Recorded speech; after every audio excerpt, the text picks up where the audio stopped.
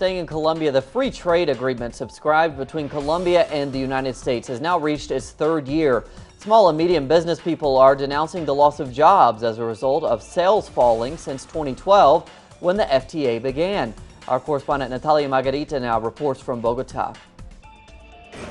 Workstations remain empty. There are 25 sewing machines, but just 12 employees. 13 years ago, when Lucas started his clothing factory, the hope was to expand the business. Now his efforts appear to have failed. Things turned out the opposite of what I intended. Now, as a result of the free trade agreement with the United States, some 3 years ago I had to start reducing the staff as sales have been progressively falling.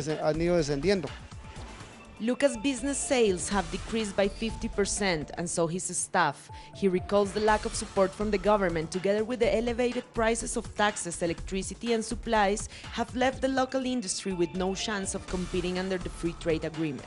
Chains and department stores are no longer buying our products, but rather the foreign ones. They prefer to order from international competitors, as they're much cheaper and gives them a better profit, and that is having a high impact on unemployment in this country. Colombia's clothing industry began to crack in the 90s when, as a result of the market opening, national cotton production started being replaced by international companies.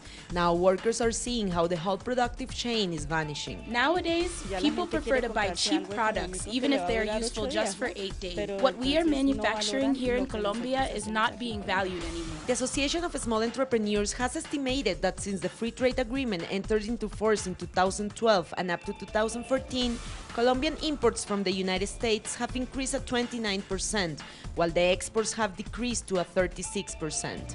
Our exports to the United States have been replaced with the ones of other nations that compete under more favorable conditions than ours. The imports penetration in Colombia has reached such an extent that some of the most important countries' businesses have closed. The free trade agreement also came as promising for the agricultural sector. However, last year Colombia exported to the United States something less than 1 million tons of food, while over 5 million tons were imported. Natalia Margarita, teleSUR, Bogota, Colombia.